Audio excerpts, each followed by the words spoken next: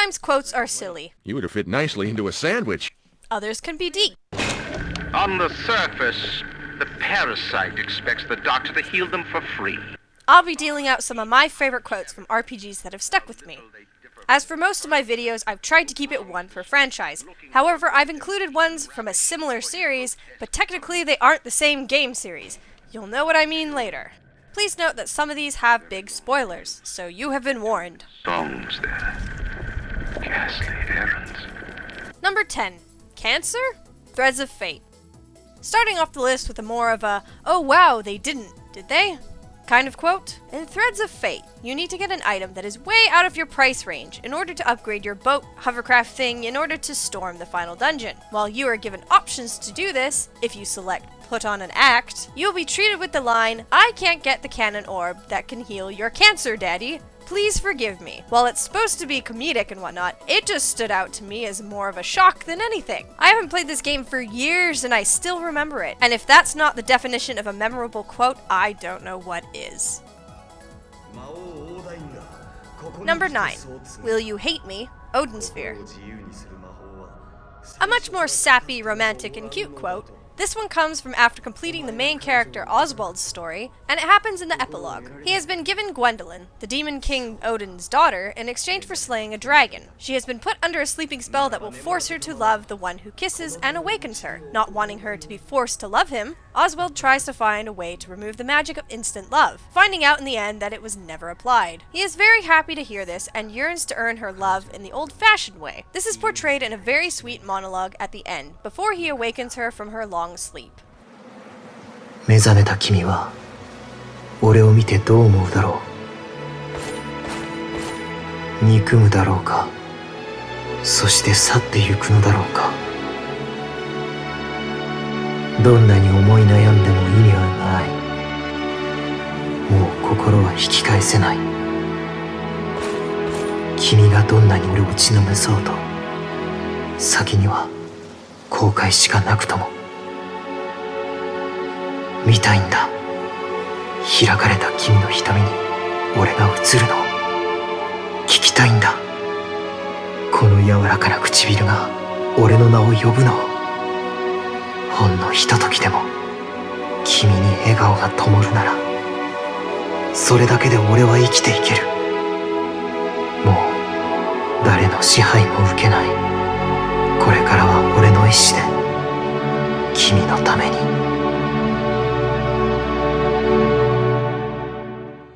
Number 8. Machines Aren't Evil, Chrono Trigger. An often overlooked quote by one of the main characters of Chrono Trigger, Luca, happens when she eagerly wants to fix a robot who has seen some rough times. Marl, another character, says that it might attack them if they activate it. Luca replies with, I'll make sure it won't. Machines aren't capable of evil. Humans make them that way. It shows how much Luca cares about other beings, even if they are made of metal.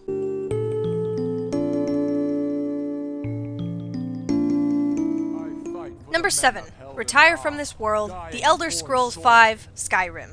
I fight for their wives and children whose names I heard whispered in their last breath.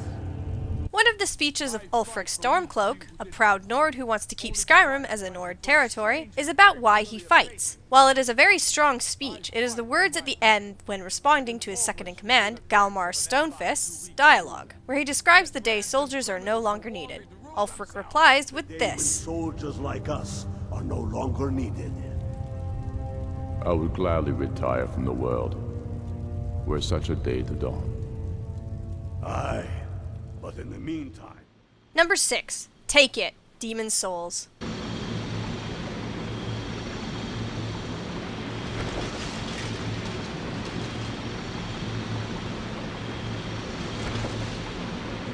Go forth, Garl Vinland. May you be unharmed. One of the main demon souls you must acquire forces you to make a tough decision that makes you feel absolutely terrible. In the gross disease-filled place called the Valley of Defilement, there is a woman named the Maiden of ArcStraia, who discovered the truth behind God, and instead allowed her to take a demon's soul, in order to help those suffering in the Valley of Defilement. With her is her bodyguard and lover, Garl Vinland, who you must fight in order to get close to the Maiden. Once you defeat him, and you talk to ArcStraia, she delivers this soul-crushing quote to the player before committing suicide. You killed him, didn't you? Very well. I can no longer resist you. Do as you like. Take your precious demon soul.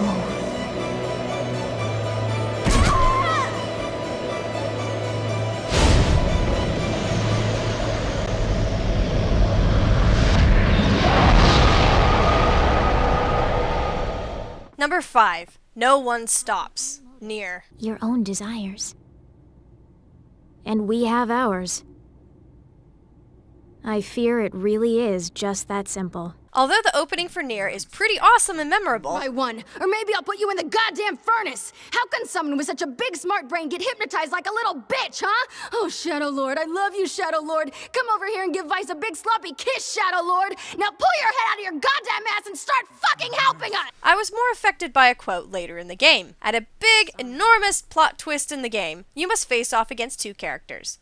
Devila and Popula, who had supported you in your long journey and whom Nier thinks of as friends. It is revealed, however, that they are androids created to overlook the project set in motion thousands of years ago, waiting for the time when humanity can be restored. Unfortunately, they need Nier's body to fulfill their mission, and fight you to reclaim it. As you square off against the 2 sisters, Devila falls, and Popula has a hard time dealing with her sister's death. When Nier tells her to stop this fighting, she loses it, and gives the player a very emotional and intense quote. Stop. Stop. You want me to stop? You think I have the luxury to stop? You cut down my sister like an animal, and you tell me to stop? Popula, wait! It doesn't have to— No one stops! It's way too late to stop! No one stops!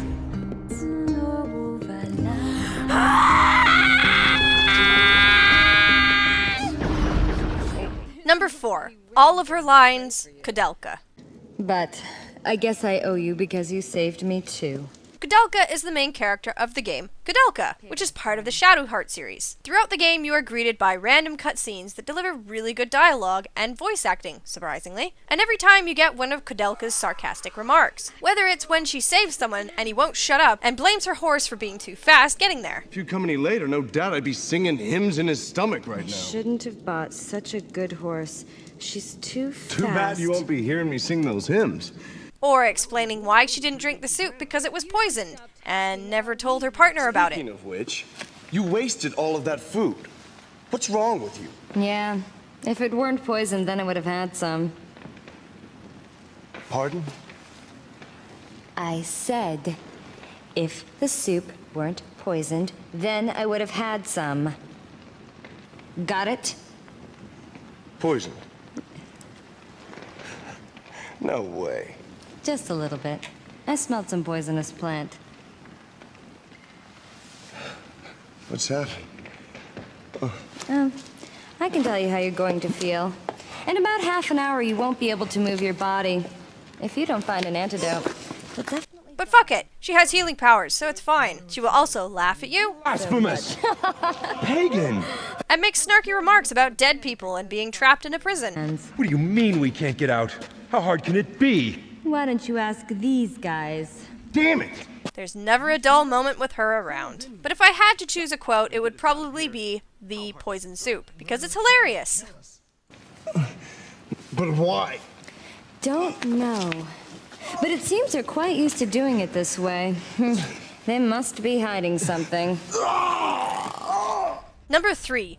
Creatures of Blood and Flesh. Mass Effect. You are not Saren. During a mission to blow up Saren's base, the villain of the game, you come across a security console that you need to use before you can advance forward in the plot. As you do that, you find another Prothean beacon, the plot device that basically starts the whole game series and makes your player see crazy things and drive the story forward. Anyways, when you try and access it and begin to leave, a giant red hologram appears, delivering line after line of demoralizing dialogue to the group. It is a Reaper, the bigger, badder villain in the game series, that can destroy entire alien races. As you communicate with it, it delivers a great opening line that shows how inferior all of the races in the galaxy are. And he sounds pretty fucking cool too. Rudimentary creatures of blood and flesh.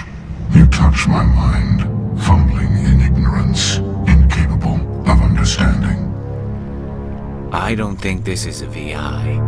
There is a realm of existence so far beyond your own, you cannot even imagine it. I am beyond your comprehension. I am sovereign. Number 2. No God for You. Final Fantasy Tactics.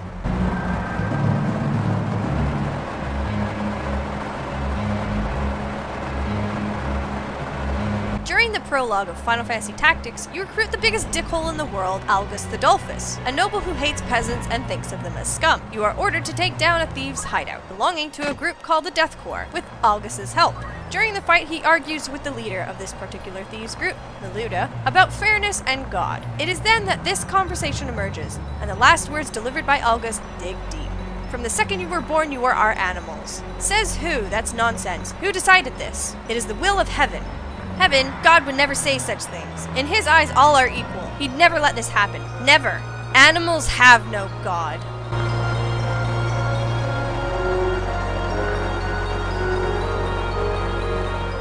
Number 1. Creation, Bloodborne. In this game, there is a doll that exists in a world called the Hunter's Dream, where she interacts with the player and helps them level up. Throughout the game, you can talk to her, and she will give you various dialogues depending on where you are in the game. At one point, she will talk about her creators, you humans, and thus this deep-cutting quote is said. Hunters have told me about the church, about the gods and their love. But do the gods love their creations? I am a doll created by you humans. Would you ever think to love me? Of course. I do love you. Isn't that how you've made me? Farewell, good hunter. May you find your worth in the waking world.